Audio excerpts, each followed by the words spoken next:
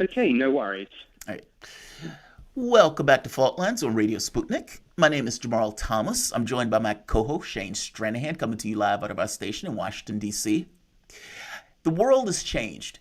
And what I mean by that, over the last 3 or 4 years, you've had people, figures, who have you would never think talk about the UFO issue being perfectly open and straightforward and having those conversations.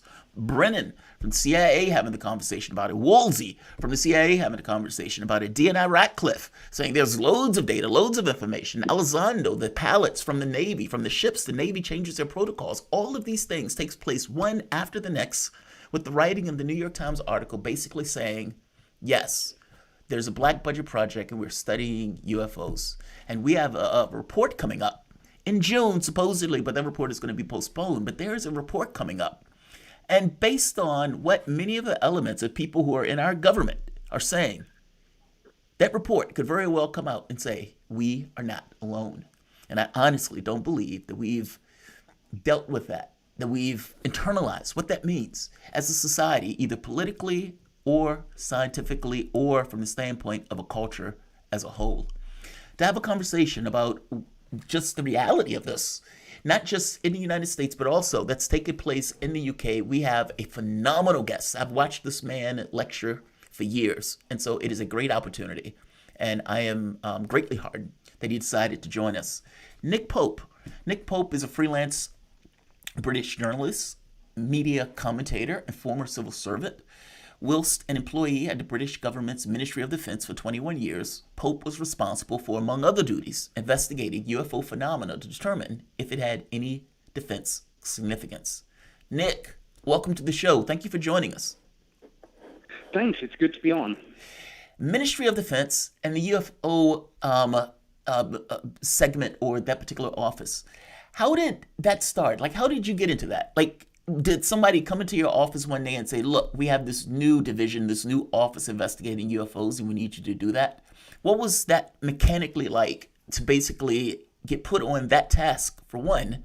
But also, how did you experience that, too? Meaning, what were your thoughts? What were you thinking about it at the point where they basically tasked you with this function, studying UFOs, and whether or not there's defense significance? Well, it was certainly very interesting. It was not my first Ministry of Defense posting. I had been in the department for some years, and they move you around every few years, either on level transfer or promotion. And it was just a matter of luck, really. The personnel department had a particular vacancy coming up at just the exact time that I was for a sideways move. So I slotted into a particular post. And I was not the first person that had done this. I mean, the Ministry of Defense had had that particular brief since actually 1953 on a formal basis, informally, even going back further.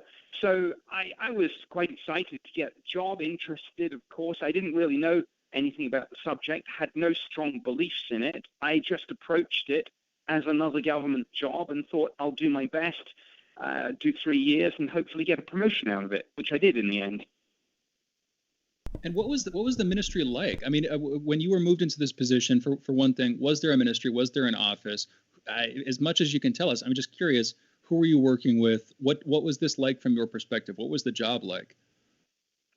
Sure. Well, I had other duties too, but we did this work out of Ministry of Defence headquarters building in Whitehall in the heart of London, literally overlooking number 10 Downing Street, the official residence of the Prime Minister. So I was surrounded by all sorts of people. I was a civilian employee, but working alongside both civilians and military.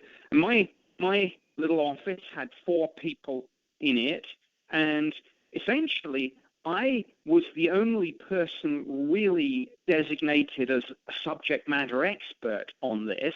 I did have administrative support, and of course, most importantly of all, when we were doing the investigations, I could bring in all the resources and capabilities and expertise that I needed. For example, in terms of getting access to radar data, getting access to intelligence community imagery analysis, resources and capabilities, astronomical advice, meteorological advice, whatever it was. So it was a small team, but we had a big reach. That's phenomenal. So that gets to the other issue of secrecy. So the people around you, I would imagine, were read in on the various whatever project I'd imagine that you guys were looking into. But there, I would imagine, had to be a certain level of secrecy around what you were doing, not just secrecy from maybe the people around you and the people that you engage with, but also other elements of government. Am I wrong on that? And how was that secrecy established? Meaning, what was the capability or what was the function that instilled or instantiated that level of secrecy to a particular event that says, okay, this thing is top secret, however, this other thing can be explained? Does that make sense? I hope the question makes sense. Yes, it does. I mean, it's actually quite a complex answer, though, but I'll try to distill the key points. I mean, every person that joins the Ministry of Defense goes through a sort of basic security check. And some people who need more than occasional access to top secret information go through a much more detailed vetting process.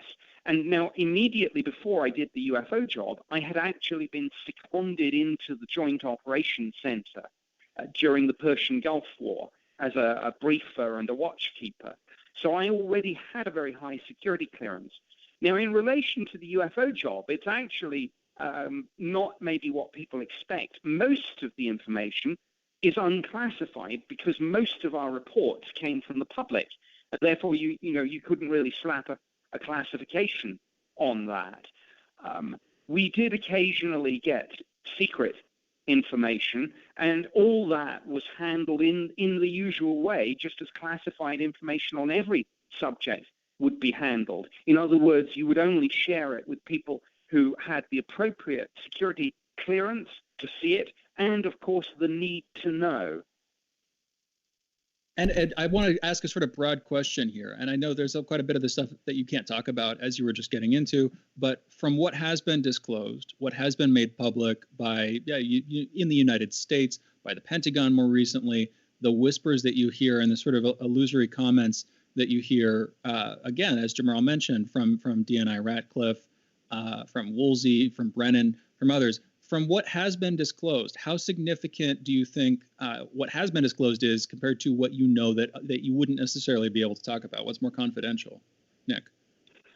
Well, I think what's happening right now in the U.S. is extremely significant and frankly, without precedent. The sorts of people that you've just mentioned coming out with the sorts of comments that they have, and particularly former DNI Ratcliffe just throwing in to the conversation mention, for example, of satellite imagery of UFOs, which I think almost instantly takes you into areas that are going to be classified. I mean, I should just clarify one point. I mean, I can't speak for him, but I think, like Lou Elizondo, I do not classify myself as a whistleblower, and I'm certainly not in the business of divulging any classified information. I'm only able to talk about this because the British government has itself declassified and released most of the files that I worked on and wrote.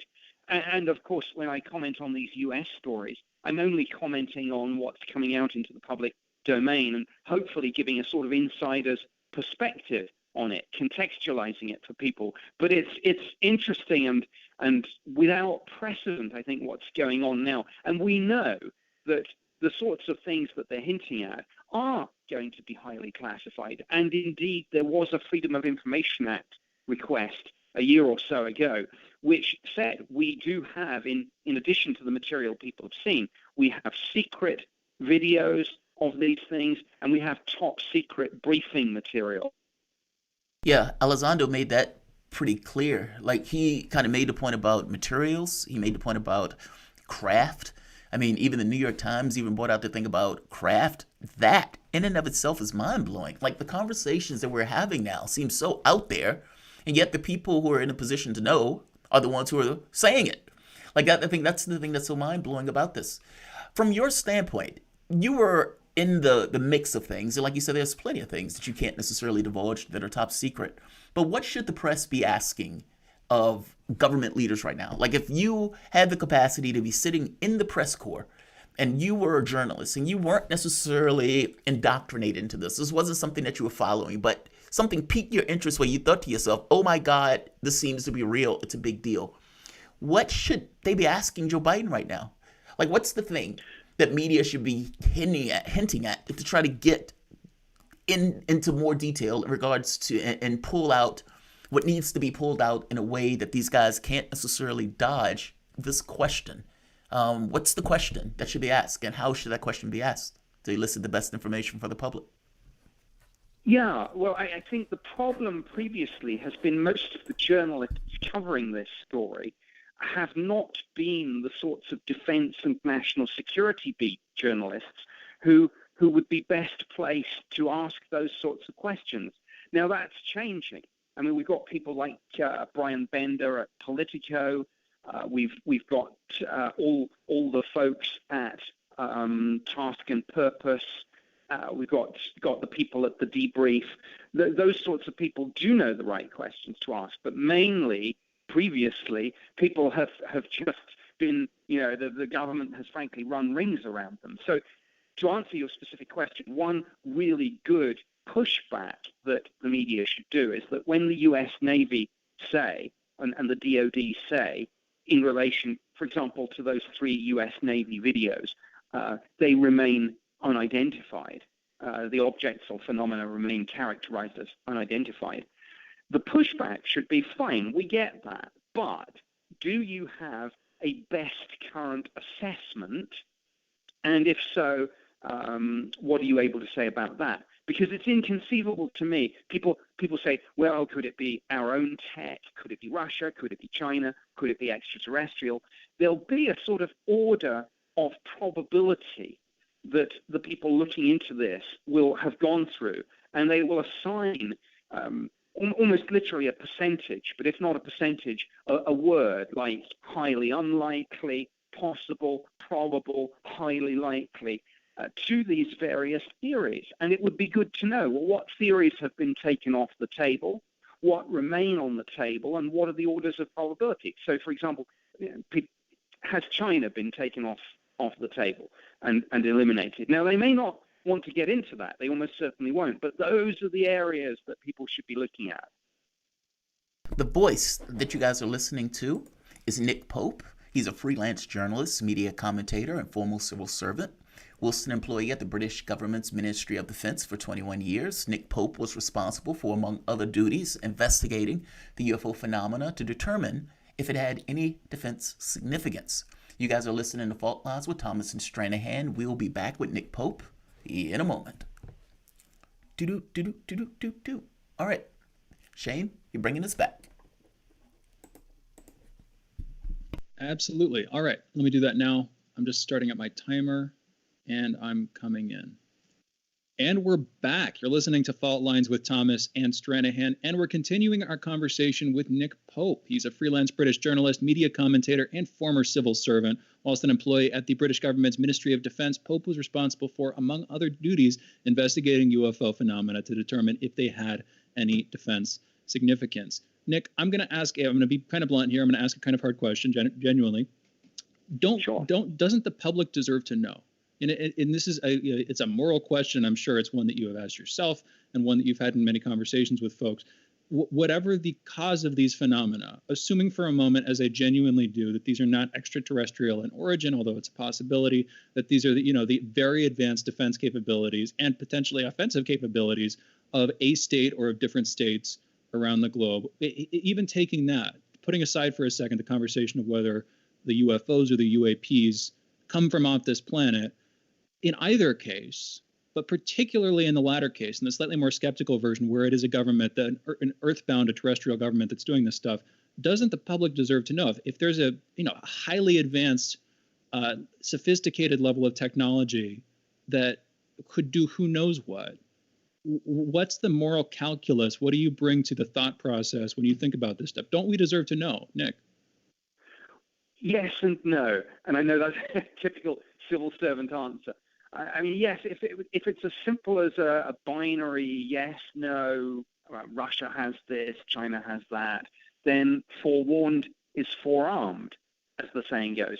But if this can only be disclosed at the cost, for example, of letting whoever it might be, Russia, China, somebody else, know that, for example, we're onto them.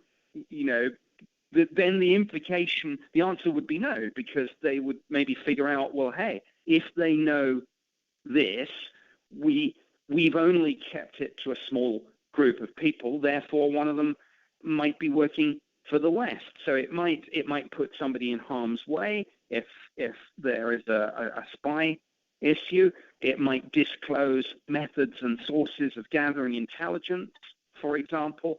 I mean, if you know that some of your best secrets have been leaked, because the best secrets are kept on such a close hold, it's very often easy to figure out where the leak is, and we wouldn't want that disclosed. So at the cost, yes, you might say the public have a right to know, but not if the cost is going to be, disclosing those sorts of things. No. I want to get into for a moment some of the cases that have come up. One of those, and not just the cases themselves. In fact, before we get to the cases themselves, media and how media engages this. Now, in the United States, it seems that they were able to manage this by the Giggle Factor and those type of things. That went away the moment that the New York Times and many of the people came out to start talking about this. How was it managed in the UK? And from the standpoint of media, you guys have something that's called a D-notice. I don't know if you can answer this, but were there any stories that came up that got quashed by a D-notice dealing with either UFOs or something to that effect of some kind of unidentified object in your term there? And again, if you can't answer that, that's perfectly fine. I'm just curious on whether or not that has been, the government has used something or some measure at its power to stop and squash information from hitting the public. Well, I think I've seen one or two ufologists speculate on this, but no, that's not an area I can get into. I mean, essentially, just in general terms, the so-called D-notice process is essentially voluntary, but it's reasonably well adhered to. But no, I can't really get into that. I mean, well, yeah. What I will say, though, in answer to your first question on that, is we managed it in the UK in an almost identical way to the United States. In other words, those of us in government who were doing this and constantly wanting to, in a sense, downplay the true extent of our interest and involvement and maybe downplay the phenomenon itself, we used exactly those sorts of Giggle Factor techniques. So if we were putting a line up for the press office to go back to the media, we would slip in archaic terms like flying saucers and little green men to try to make the whole subject seem ridiculous. And the media, of course, largely followed those lines, and it was very successful. Things are changing, but of course, at the moment, most of the things that are going on that we've discussed that have pushed this subject from the fringe to the mainstream, the U.S. Navy UFO sightings, the congressional briefings, the upcoming report from DNI to the Senate Intelligence Committee, all those sorts of things, they're very U.S.-centric. So there is an issue on how to bring the UK and other nations into this area that the US is now in, where this is now being taken seriously, as it should be. Why is it U.S.-centric? Why do you see more disclosures coming out from the United States than essentially any other nation that I know of? And if I'm wrong here, if there are other countries that have come out on a high level to talk about this stuff, who are they? Who would you put on that list? But coming back to it, why do you think the U.S. has been leading the way on this, Nick? Well, I'm tempted to say because this is events-led, and the events have been focused in the United States, and specifically around the U.S. Navy and some of the carrier groups, some of the destroyers too. Now, that's not to say that maybe incidents like this have happened in other locations, but frankly, the bottom line is it's leaked in the U.S. for whatever reason. And now, whether this is a leak that really people have put it out unauthorized, or whether at some level people in the military intelligence community want this out for some reason or another, I don't know. But I mean, the reason it's so U.S.-centric at the moment is these are the only cases that we've really heard about of this order of magnitude.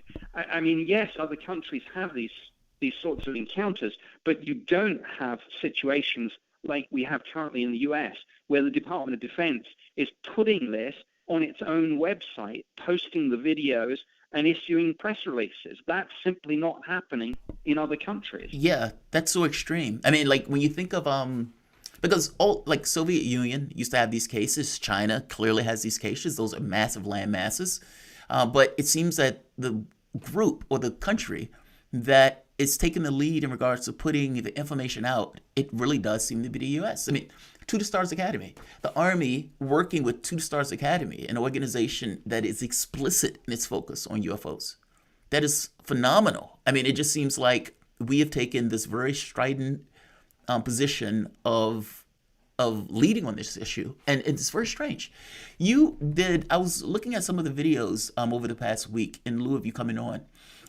Can we talk about Rendlesham Air Force? Because you were writing or co-wrote the book on this.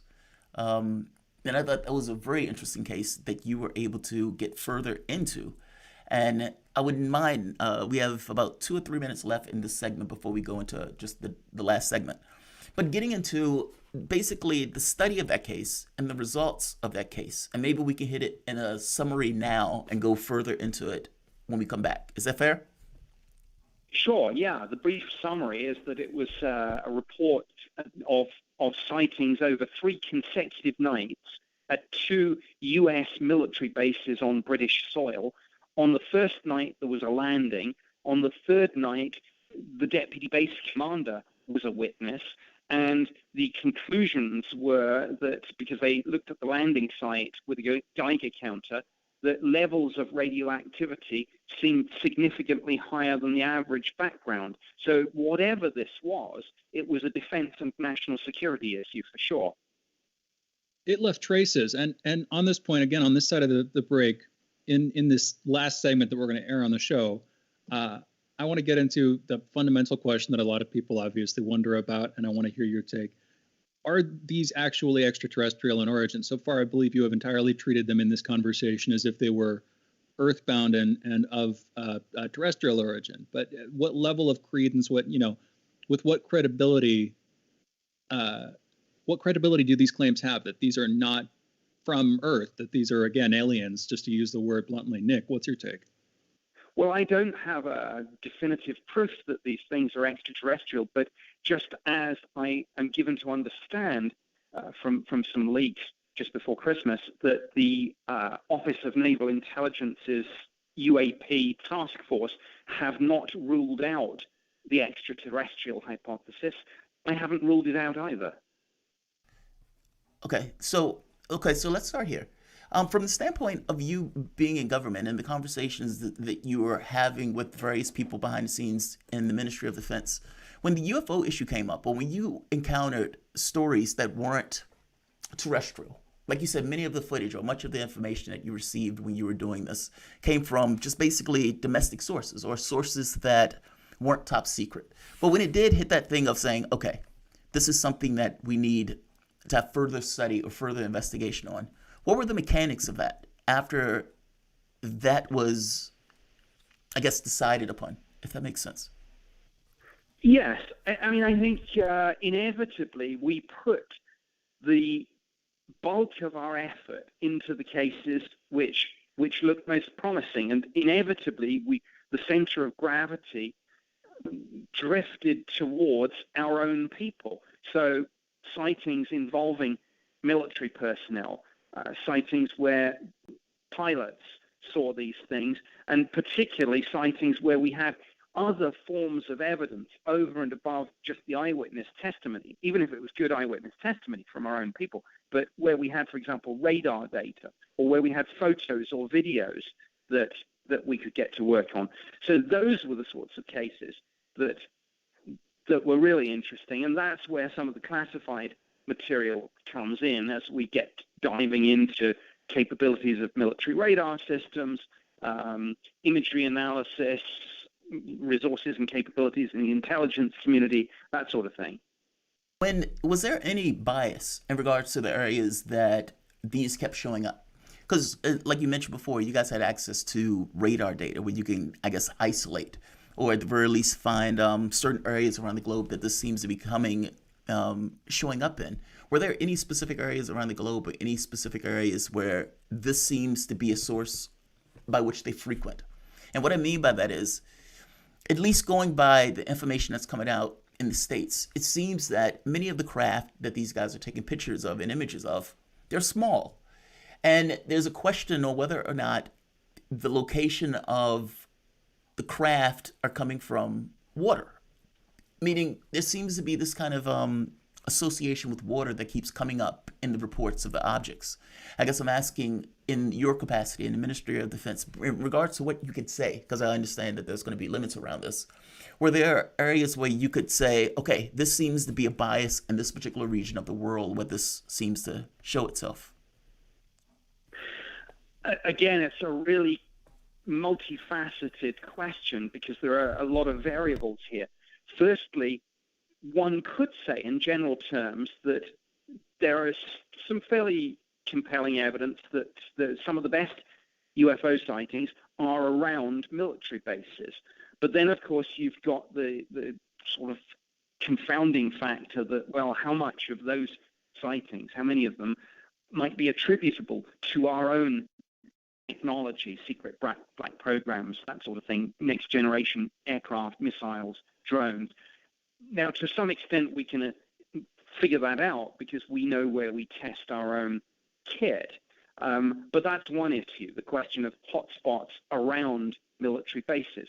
The second issue and a problem is that we don't have an even spread of data. So, for example, there are some countries where, because of the closed political systems, in terms of them being adversaries, or because of language issues, culture, whatever, there simply isn't either the reporting chain in the first place or access to reports that do get made. So we've got a very uneven and patchy situation there. And a final confounding factor is that air defense radars are very much configured for terrestrial threats. And it's only, for example, space tracking radars, the sorts of things at the ballistic missile early warning centers that maybe give you a wider capability, and that immediately gets you into sort of fairly highly classified areas. The people who were involved in that, everybody came forward. There was an investigation into it,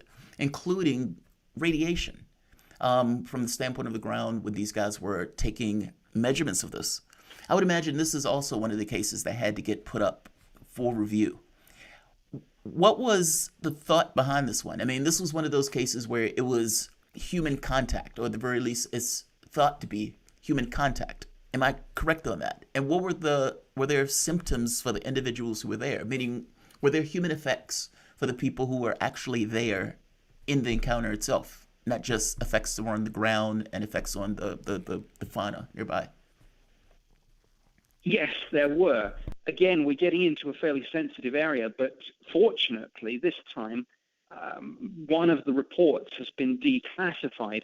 There was an intelligence assessment of the UFO phenomenon, a British intelligence assessment, codenamed Project Condign, and there is a line in there which says it might be postulated that essentially the Rendlesham forest incident was a case where the witnesses were exposed to UAP radiation, so unidentified aerial phenomena radiation, for longer periods than normal.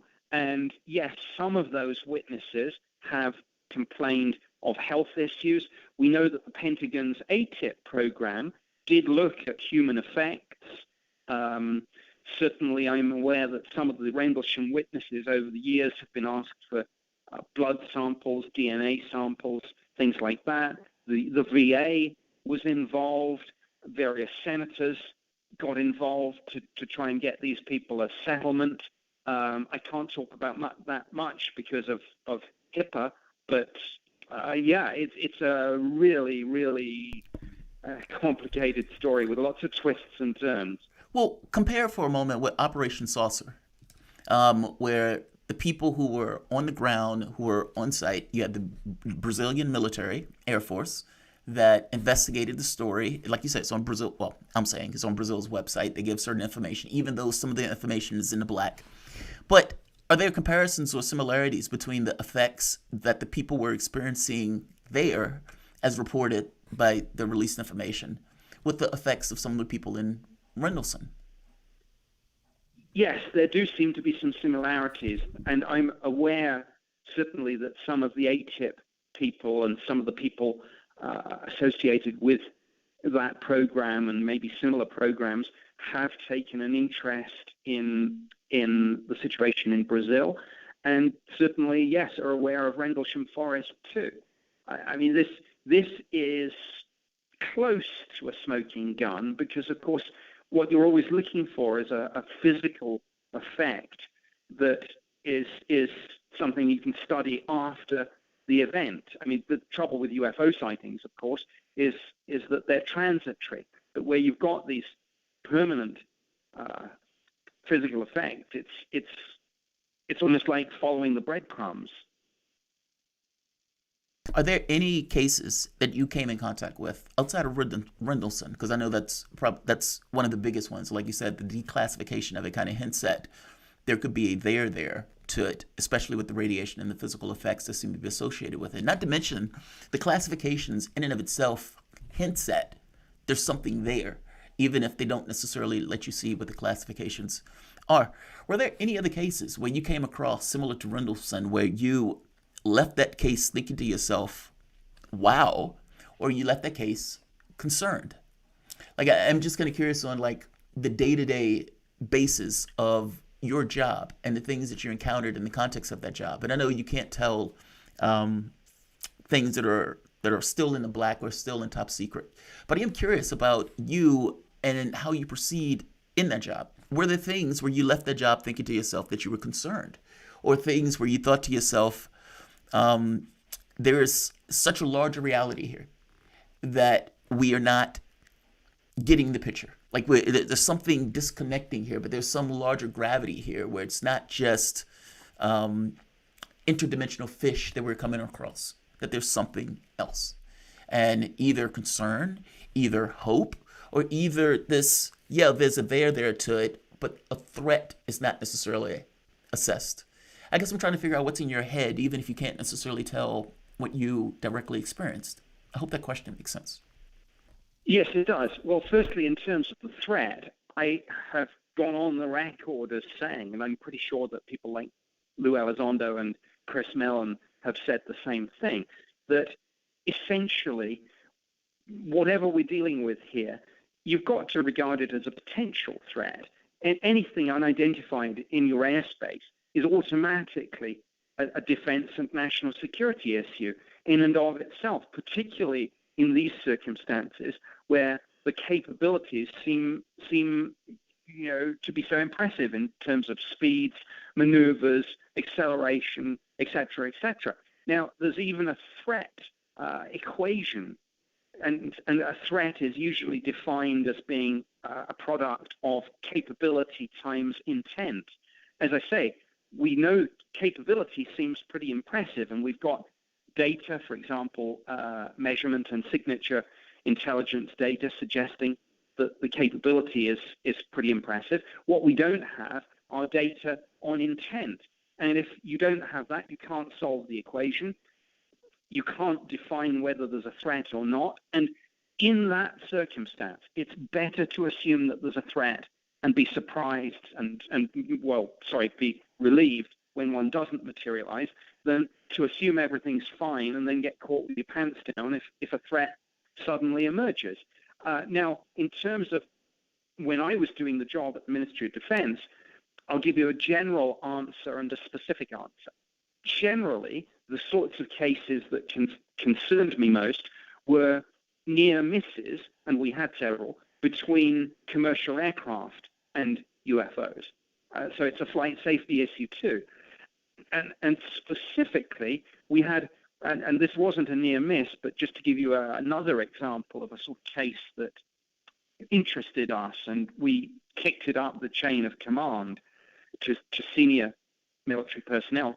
We had a wave of sightings over a period of 6 hours in 1993, March 1993. Huge triangular-shaped craft and 2 military bases were directly overflown. Lots of military witnesses, thorough investigation, and yet whatever this object or objects was, it eluded us. And the case file simply concludes there is strong evidence that on the night concerned, an unidentified object was operating in the UK's air defence region, and this must be regarded as of defence significance.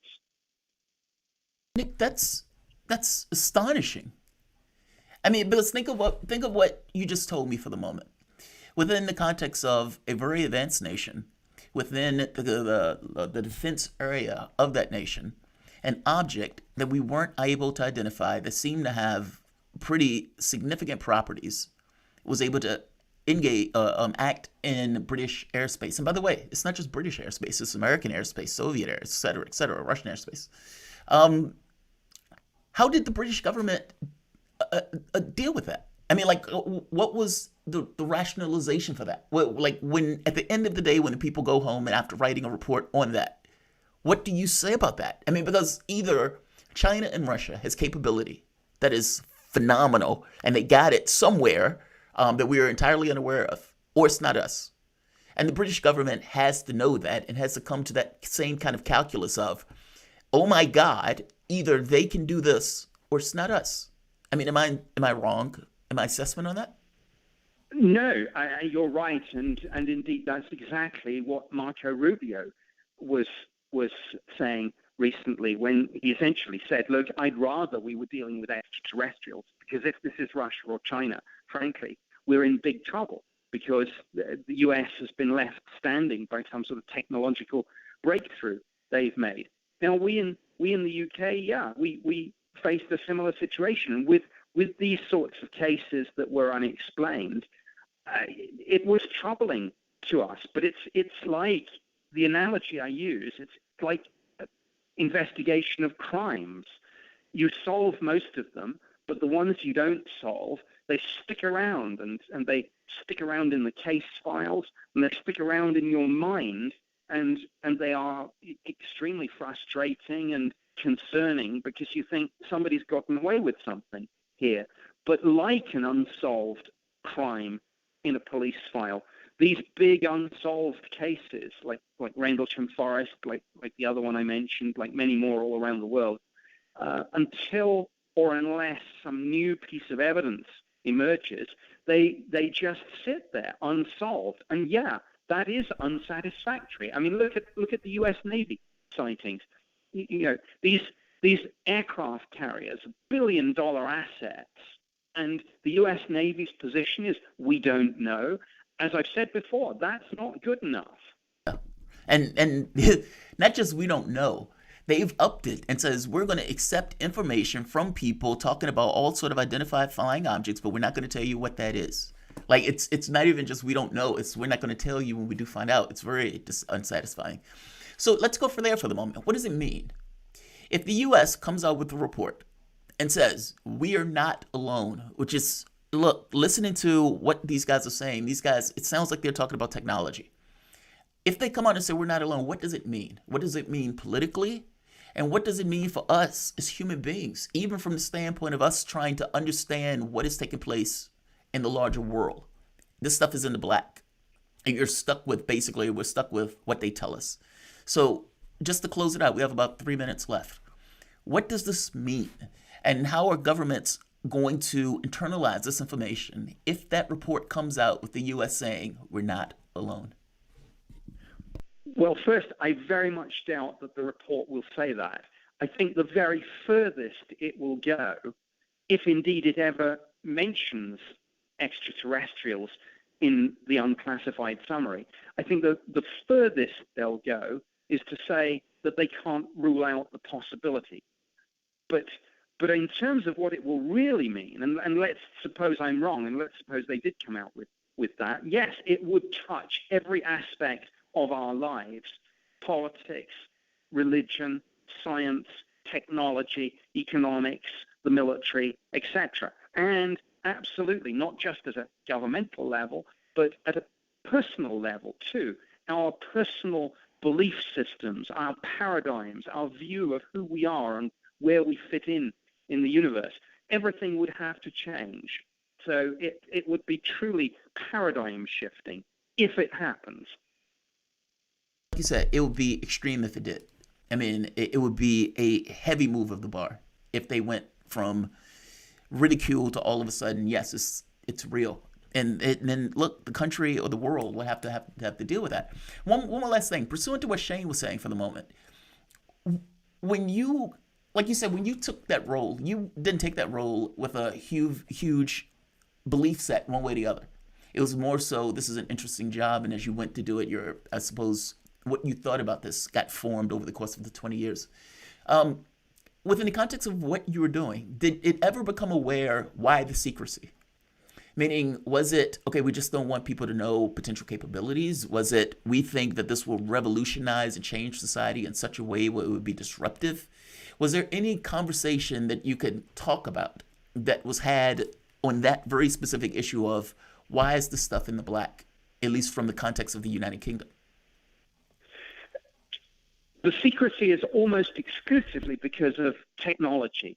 Whatever we're dealing with here, the nation that first figures out this can maybe derive technologies from it.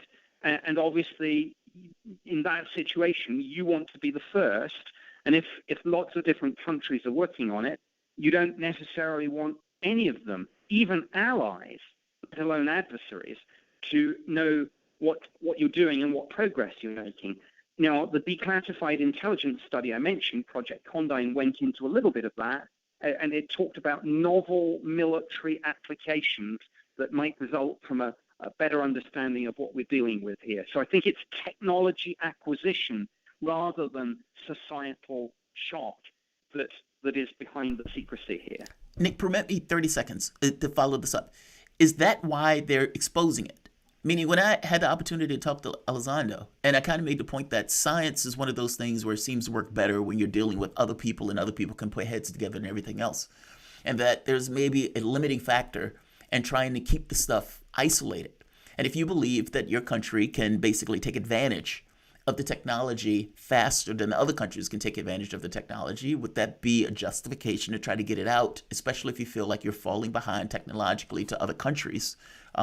Say, for example, the contest with China and the United States in that competition. I think a lot of this stuff has reasons in political or based in political reasons. Is that out of whack or not so much from the way and from the position where you were in government that, well, no, those wouldn't be reasons to bring something like that out. What are your thoughts on that? Just the thought behind that.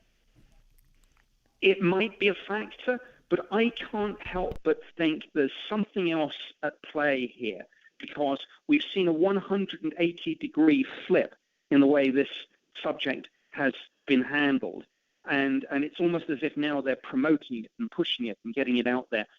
If I had to guess, and it would just be a guess, I would say that somebody's realized that maybe something's coming. Maybe you can't keep the genie in the bottle anymore. And in that circumstance, you want to get out ahead of the narrative and be sort of leading the conversation rather than reacting to things. So maybe that's the answer. Maybe, as I say, something is coming. Does that concern you? Like, yes. Okay. I was just curious. When Stephen Bass was on the show, I was asking him the same. Like, because it's we cover politics on the show. And part of the thing with the politics or political angle is oftentimes things are put in a way that gives people an impression of things, that pushes people in a point of view that drops context. And so the individual believes that they're thinking and they believe they're coming to a conclusion when really the conclusion they're coming to is basically incentivized. My biggest concern about this issue is that. is that what gets put out and what gets explained is explained in a way where people have a certain purview of the world that is not necessarily something that came to their own, but was incentivized based on the way the information was delivered. That scares me. That terrifies me about this issue. I want to thank you for coming on. I really do appreciate this. I know we had a lot of technical glitches and everything else, but absolutely appreciate it. The voice that you guys... we had a great conversation, covered a lot of interesting territory, I think. So thanks for having me on the show. No, thank you for coming on. The voice that you guys are listening to is Nick Pope, freelance British journalist, media commentator, and former civil servant, Wilson employee at the British government's Ministry of Defense for the last 21 years. Pope was responsible, among other duties, for investigating UFO phenomena to determine whether it had defense significance. You guys are listening to Fault Lines, where at this point, I guess Fault Lines is over with. I want to thank you guys for joining us. Like, share, and of course, subscribe. Thanks all.